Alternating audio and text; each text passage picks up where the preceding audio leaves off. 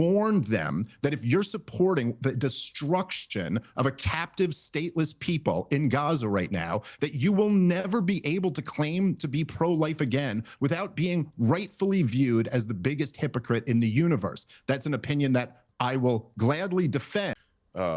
Intelligent enough, and I'm not challenging your intelligence, but I believe that you can see through the bullcrap on so many other people, and I felt like you should have seen the bullcrap through Nick Fuentes, because he's just saying that to save face now that Charlie is dead, and all the way up to his death, he shamed him.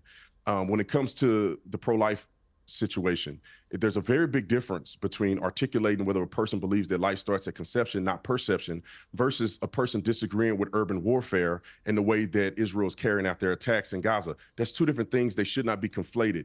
When it comes to my concerns for Benjamin Netanyahu and his tactics in Israel, or his tactics against Gaza, there's a few things here. I think that Benjamin Netanyahu, and because the nature of the interview wasn't really a debate, it was more so me asking him questions that my audience wanted me to ask him and him putting the answers out there, and people can debate that. But I think a lot of people that I know in Israel, including myself and others that are staunch Zionists, think that he is prolonging the war too long and is causing too much damage and irreversible reputational damage. He should have ended it sooner, and he should have went harder. In America, if we had faced such brutality, rape, people getting their heads cut off. I saw videos of people getting their heads cut off. We would have been swift. Within 48 hours, we would have caused the most damage that you've ever seen to a country in world history.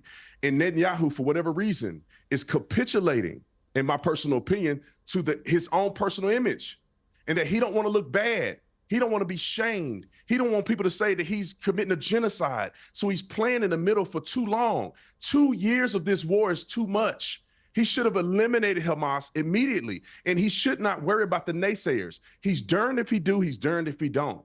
He is not committing a genocide in Gaza. I think that's disingenuous at best, because no one committing a genocide will be giving food or aid to a people that they're trying to kill.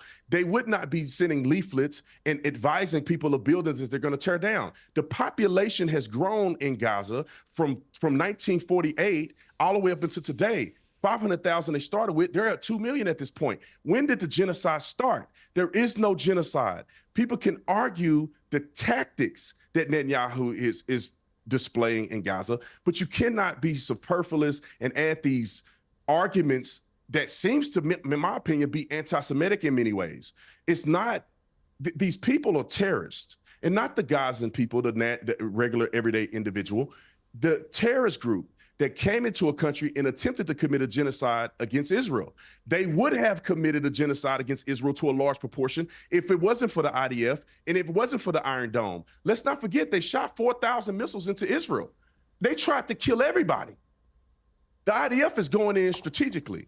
I wish that people had not died. I wish that they could end the war so there's no suffering. I wish that Hamas wasn't stealing food. The UN confirmed that 96% of all the aid is being looted. I wish that Hamas wasn't doing those things. I wish that Hamas would take the approach of Israel, which means when the rockets go flying into Israel, the people go into bomb shelters. When rockets go flying into Gaza, the terrorists go into bomb shelters, and they make their people stay above ground to be the blunt force of what they receive in a war that they started for no reason.